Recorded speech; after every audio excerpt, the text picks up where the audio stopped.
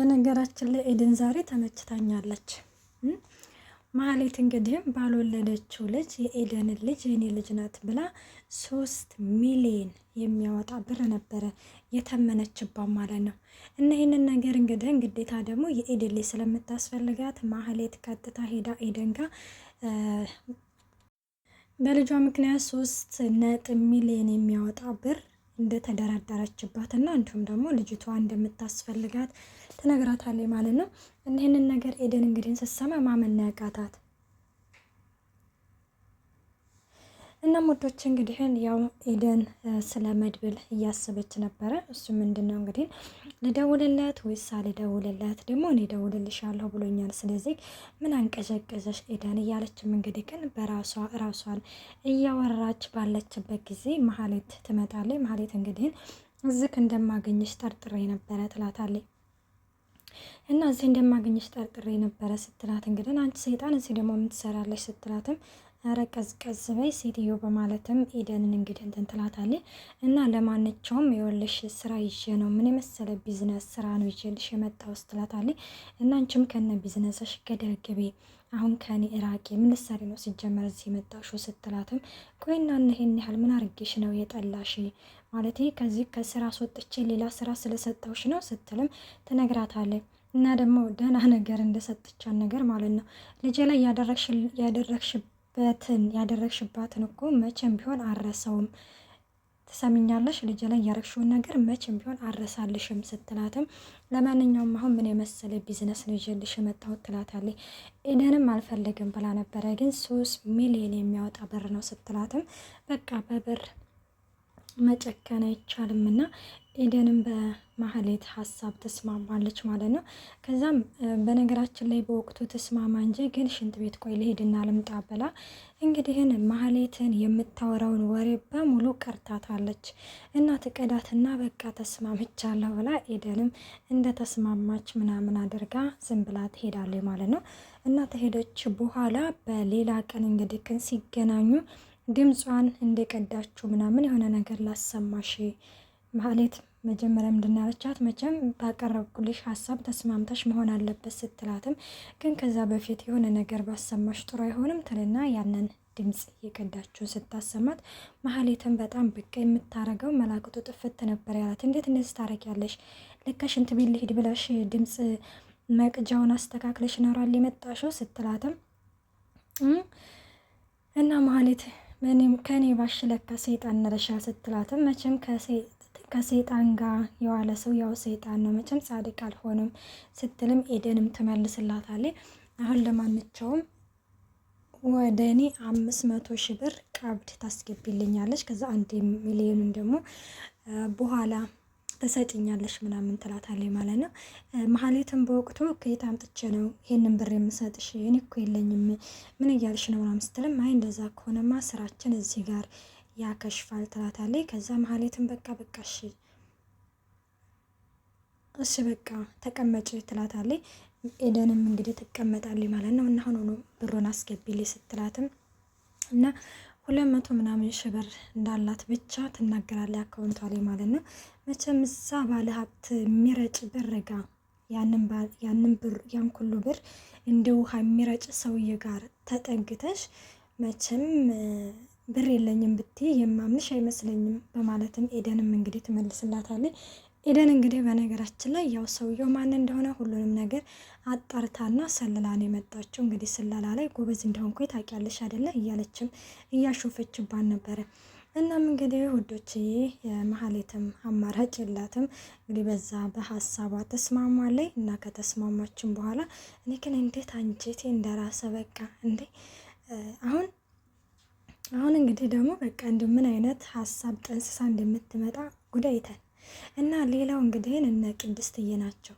ሰላም ጤና ይስጥልኝ ውድና የተከበራችሁ የቻናል ቤተሰብ እንዴት ናችሁ? ደህና ናችሁ? ያለው እግዚአብሔር ይመስገን። ለዚህ ቻናል አዲስ የሆናችሁ ሰብስክራይብ በማድረግ ቤተሰብ ሁኑ። እንቱም ነባሩ ስለምታበረታቱኝ እጅግ አድርጌ አመሰግናለሁ። ተወዳጅና ልብ አንጠልጣይ የሆነውን ምሳሌ ድራማ ይዘንላችሁ ቀርበናል።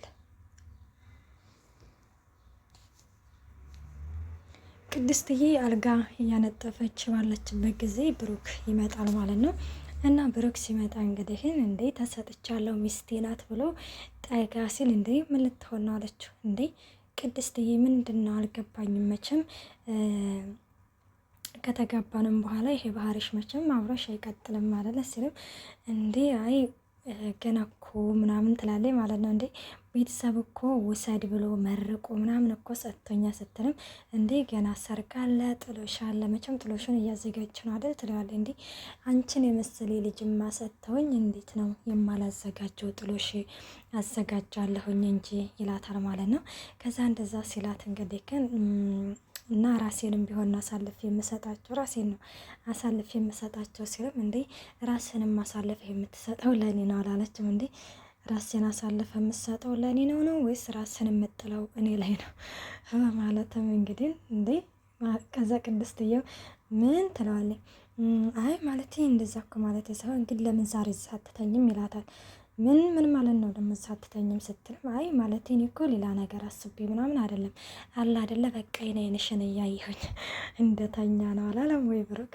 ከዛ እንደዛ ስልም ቅድስትዬም በቃ ከተጋባም በኋላ ትጠግበኛለህ ትልና ጉንጩን ትሰማውና ትሄዳለች። የተከበሩት አሁን የተኙ ትልና ጉንጩን ተሰማውና እንግዲህ ትሄዳለች ማለት ነው። ከዛ ብሩኬን በቃ አይደለ ደስ አለው እና ደስ አለው እንግዲህ ሌላው ምንድነው እንግዲህ መድብል ነው። መድብል እንግዲህ ያው ከአሁን በፊት ማናቀው ነገር ስሙ ማን ነበረ? ስሙ ጠፋ በነገራችን ላይ እና ከካሌብ ጋር ይሰራ እንደነበረና ካሌብ እንደውም ብዙ ጊዜ በተደጋጋሚ ዝና ጋር እየደወለ በጣም ጀግና ልጅና ደፋርና ቆራጥ ልጅ እንደሆነ ይነግረው ነበረ። ስለ መድብል እና ዝናን ራሱ ልክ አንተ እንደሱ አትሆንም፣ አንተ እንደሱ አትሰራም እያለ ነበረና ዝና ራሱ እንግዲህ እንዴ ቆይና እነሱ ስም በተነሳ ቁጥር እኔ መሰደብ አለብኝ እንዴ እያሉ እየተደዋወሉ እንግዲህ ግን ያው እንደሚያወሩ ወደ ኋላ ፓርት መለስ ብሎ ዛሬ ላይ አሳይተውናል ማለት ነው። እናም እንግዲህ መድብል ምንድን ነው ያለው? የካሌብ የቀኝ እጁ ነበርኩኝ ሲልም በመጀመሪያ አላመነም ነበር ዝና። መቼም ህልም አይከለከልም አለው። ህልም መቼም አይከለከልም ሲለውም ከምሬ ነው አንተ ለካሌብ እንኳን ቀኝ እጁ ልትሆን አይደለም ግራ እጁም አትሆንም ሲልም እንግዲህ ይመልስለታል። እናም እንደዛ እንግዲህ እያለው እያለ የድሮ ከካሌብ ጋር የሚሰራውን ስም ሲነግረው አስታወሰ። አንተ ማለት እሱ ነህ? አዎ እኔ ማለት እሱ ነኝ። ይገርምሃል የሆነ ዳይመንድ እናም ይገርምሃል አንድ በጣም ብዙ ዳይመንድ ነበርና ያንን ዳይመንድ እንግዲህ ለፈረንጆች ለመሸጥ በተስማሙበት ጊዜ ያኔ ዳይመንዱንና ብሩን ሊረካከቡ ባሉበት ጊዜ ምንድነው እየሄዱ ባሉበት ጊዜ እንግዲህ ፖሊስ ድንገት ተኩስ ይነሳል። በዛን ጊዜ ሲታኮሱ እንግዲህ ግን ፖሊሶቹ ፈረንጆቹን ይዘው ሲሄዱ ካሌብና መድብል ወደ ጎን ተደብቀው ነበር። በዛን ጊዜ እንግዲህ ምን ያደርጋል ካሌብ መድብልን ለመግደል ያደርጋል። ያኔ ካሌብ እንግዲህ መድብልን ሊገለው ሽጉጥ ሲደቅንበት የዛኔ ምን ታደርግ ነበር አንተ በእኔ ቦታ ብትሆነ ምን ታደርግ ነበር የሚል ጥያቄ ነበር የጠየቀው። እኔ እንጃ ምን እንደማደርግ አላቅም። በእርግጥ እውነት ነው ዝናውን ያመለሰው መልሱ ትክክል ነው። ምክንያቱም አንድን ነገር በዛ በቦታው ላይ ስንሆን ነው እንጂ አሁን ሰው እንደዚህ ነው ቢለንም በዛ በቦታው ላይ ሳንሆን ስንቀርና ማብራራትም ሆነ መመለስ ይከብደናልና ዝናም እኔ እንጃ ምን እንደማደርግ አላቅም የሚል መልስ ነበር የመለሰለት። እናም በዛን ጊዜ እንግዲህ እሱ ምንድን ያደረገው መድብል ሽጉጡን ከሱ ላይ ይነጥቅና ከዛ ግብ እንግዲህ እየተደባደብን ባለንበት ጊዜ ጩቤ ነበረኝና ጩቤውን እንግዲህ አንድ አይኑ ላይ እንደሰካበት በስመ አብ ወወልድ ወመንፈስ ቅዱስ በስላሴ ስም እና እንደዚህ ብሎ እንግዲህ ሲነግረው እንግዲህ ግን በቃ አለ አይደለም እና ታዲያ እስር ቤት እንደገባ አቅ ነበረ። አዎ ይዛለት ነው እስር ቤት የገባው። ለመጨረሻ ጊዜ ካሌብ ይዛኔ እስር ቤት ገብቶ ነበረ። ግን ደግሞ በይዛኔ የሆነ ፖሊሶች ሁሉ ነገር ሀብትና ንብረት ስላለው እና ብዙም እንዳልቆየ እስር ቤት እንግዲህ አንድ አይን ሆኖ እንደወጣ ይነግረዋል።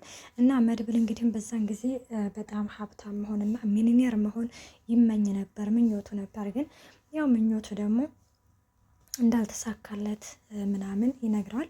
እንግዲህ ያው ዛሬ ላይ እንደተረዳ ነው ዳይመንዱ እሱ ጋር እንዳለ ነው ማለት ነው። ከካሌብ ጋር ተፈልሞ የወሰደው ዳይመንድ እሱ ጋር እንዳለ እንግዲህ ተረድተናል። ያው ዝናም ጠይቆት ነበረ እና ዳይመንዱ ምናምን አሁንም አንተ ጋር ነው ሲለው ስለ እኔ ታሪክ ይህን ያህል ካጋራሁህ ይበቃሃል እና ለማንኛውም ሰውዬህ ካሌብ አዲስ አበባ ገብቷል። ልክ እንደዚህ እያወሩ እያለ ካሌብ በድንገት ይደውላል። ወይ ስናነሳው ደወለ ሲልም እና እንዴት ነው ልታናግረው ዝግጁ ነህ ወይስ ምናምን ሲልም እንግዲህ ለነገሩ ይቅርብህ አንተ በቃ ለሱ በቁሙ እንደ ሞት ያህል ነው ሞተሃል በማለትም እንግዲህ ይመልስለታል። ያው ስልኩንም ይዘጋል ማለት ነው እና ኤደንና እንግዲህ ማህሌት ናቸው። ኤደንና ማህሌት እንግዲህ ያው ተቀጣጥረው ልጅቷ የት ነች ማለት ዶክተሮቹም እኮ ተዘጋጅተዋል፣ እሱም ለመክፈል ዝግጁ ነው። ስለዚህ ልጅቷ ለምንድን ይዘሻት ያልመጣሽው ስትላትም ኧረ ተረጋጊ እንዴ ምናውም ከዳሽ መሰለሽ እንዲሁም ሁሉ በር እኮ አንቺ ጋር እያለኝ ስለዚህ ምንም ነገር አትስኪ ሄደን ከአክስቴ ጋር እናመጣታለን ስትልም እሺ በቃ ትላለች ማለት ነው። ከዛ በቃ ግን መጀመሪያ ብሩን ትራንስፈር አድርጌ ስትላትም ማህሌት እንዲህ ምናምን ብላ ነበር። በቃ እንደዛ ከሆነ ሄዳለሁ ስትላት እሺ በቃ ትራንስፈር አደርግልሻለሁ ግን አብረን ነው የምንሄደው ትላትም ቆይ አንቺ ምን እየሆንሽ ነው ምናምን ትላታለች። ማህሌትም ያላትን ብር በሙሉ ታስተላልፍላታለች። እጅን ልታጠብ ትልና በካሪካራ አልመለስም ብላ ትደውልላታለች። ኤደን የተንጨረጨረች እና ማህሌትም እንዳያችኋት እሪ እያለ የነበረ ወደች። እንግዲህ እስከዚህ ድረስ ነው ይዘንላችሁ የቀረብ ነው። መልካም ቆይታ። ባይ ባይ።